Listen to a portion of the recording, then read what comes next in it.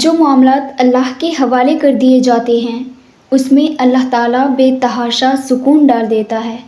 تم اس کی رضا کی خاطر اگر کچھ بھی قربان کرتے ہو تو وہ رب تمہارے گمان سے بڑھ کر تمہیں نواز دیتا ہے۔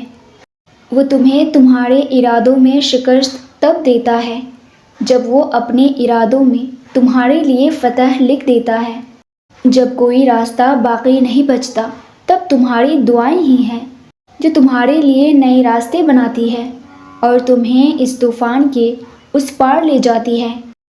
جب تمہاری ہر کوشش ناکام ہو جاتی ہے تب تمہاری دعائیں ہی تمہیں ان چیزوں تک لے کر جاتی ہے جن تک پہنچنے کا تم تصور بھی نہیں کر سکتے۔ اللہ تمہیں آزما رہا ہے ان سب کے ذریعے جو تمہارے دل کا سکون بن چکی ہے۔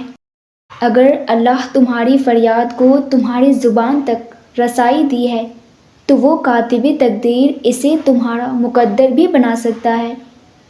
اپنی من پسند چیز پانے کے لیے اللہ کو اس کے من پسند انداز میں راضی کرنا پڑتا ہے، اور جب کوئی شدت سے اللہ سے ایک ہی دعا کرتا ہے تو وہ رب اس کی ماضی دیکھ کر نہیں بلکہ اس کی تڑپ دیکھ کر عطا کرتا ہے۔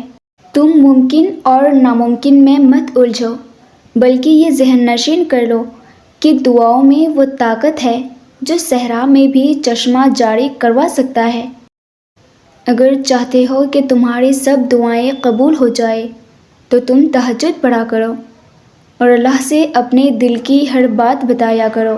اس وقت اللہ بندے کی بہت قریب ہوتا ہے۔